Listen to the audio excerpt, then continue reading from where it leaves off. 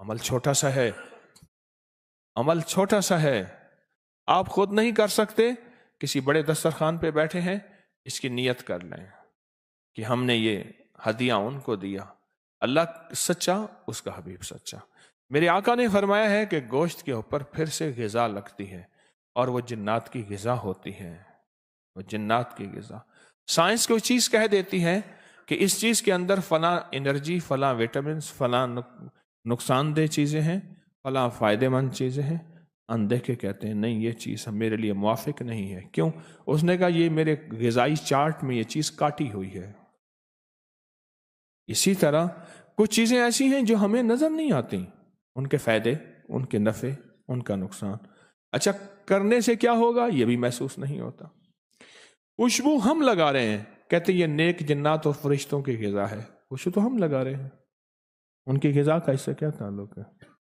ورنہ زندگی اسی طرح تکلیفوں، مسائل اور مشکلات میں الجھی اور اٹکی رہے گی۔ جب کھانا کھانے بیٹھتے ہیں تو آپ حفاظت کا عمل کرتے ہیں کہ آپ کے ساتھ آپ کے علاوہ کوئی نہ کھائے۔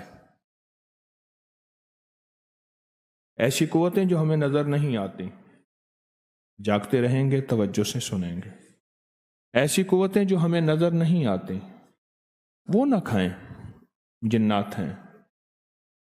لیکن اسلام کا نظام ایسا ہے جس میں سخاوت ہے، جس میں سخاوت ہے۔ اسلام کے نظام میں سخاوت میں کیا کیا؟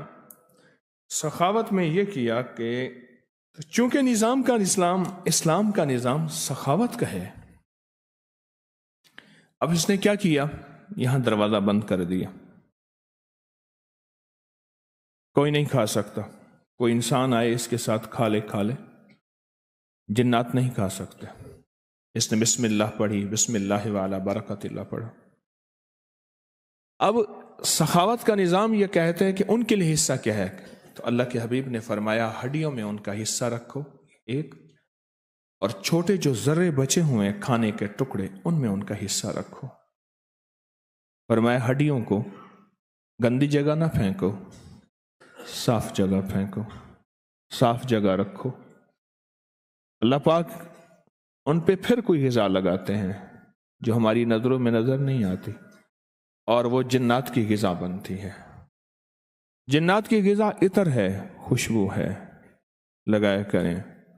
جنات کی غذا ہڈیاں ہیں، دیا کریں، ہڈیاں ہیں، دیا کریں، اور ضرور دیا کریں۔ جنات کی غذا ہڈیاں ضرور دیا کریں۔ اب ایک سوال ہے، آپ ہڈیاں کیسے دیں؟ جیسے تسبیح خانے میں یہاں آپ تشریف لائے، ایک دن دال، ایک دن سبزی اور ایک دن گوشت ہوتا ہے، آپ کو بدل بدل کے کھانے دیے جاتے ہیں کہ آپ کی طبیعت، آپ کے ذائقے، آپ کا ذوق باقی رہے۔ اب وہ ہڈی آپ کے بالفرض آئی ہے تو آپ اسے اس نیت سے دسترخوان پہ رکھ دیں، کیونکہ ہمارے ہاں احباب بہت ہڈیوں کو سنبھالتے ہیں، پھینکتے نہیں ہیں، سنبھالتے ہیں، اور پھر اس کو صاف پاک جگہ پہ رکھتے ہیں جہاں جانور کھاتے ہیں۔ آپ اپنی ہڈی رکھ دیں، اس پلیٹ میں ایک ہڈی تھی، ساری نیت کر لیں کہ ہماری طرف سے آپ کو ہدیہ ہے، نیت ہوتی ہے۔ کئی گھرانوں میں جادو جنات، کئی گھرانوں میں شیطانی چیزیں، یا کئی گھرانوں میں واقعات در واقعات ہوئے۔ میں نے ان سے عرض کیا کہ جنات کو ہڈیاں دو، جو کھانے کی ہڈی ہیں وہ جنات کو دو، اور یہ کہو ہماری طرف سے آپ کو ہدیہ ہے، ہماری طرف سے آپ کو دعوت ہے، یہ کہو۔ اور وہ بہت ہی زیادہ اس کا رزلٹ ملا، اور بہت ہی زیادہ اس کا نتیجہ ملا کہ جنات جو ہیں وہ کہنے لگے کہ آپ کے گھر سے کھائیں اور پھر آپ کو ستائیں۔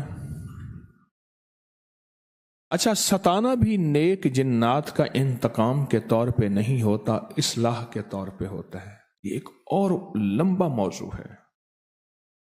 شریر جنات کا ستانا شرارت کے طور پہ ہوتا ہے، جو نیک جنات ہیں وہ ستاتے نہیں ہیں، اصل میں اصلاح کرتے ہیں کہ تیرے گھر میں نماز نہیں، تیرے گھر میں تسبیح نہیں، تیرے گھر میں ناپاکی چل رہی ہے، تیرے گھر میں تلاوت اعمال نہیں ہے، تیرے گھر میں رزق حرام آ رہا ہے، اس کو سنبھال، ورنہ زندگی اسی طرح تکلیفوں، مسائل اور مشکلات میں الجھی اور اٹکی رہے گی۔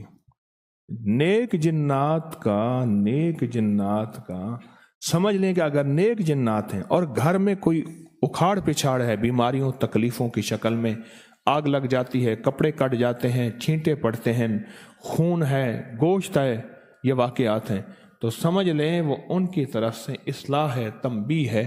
جیسے کوئی بزرگ ڈانٹ دیتا ہے یا تھپڑ مار دیتا ہے یا استاد، وہ اس کا تعلق تھپڑ مارنے سے، ڈانٹنے سے انتقامی نہیں ہوتا، اصلاحی ہوتا ہے، اس کا مطلب اصلاح ہوتی ہے۔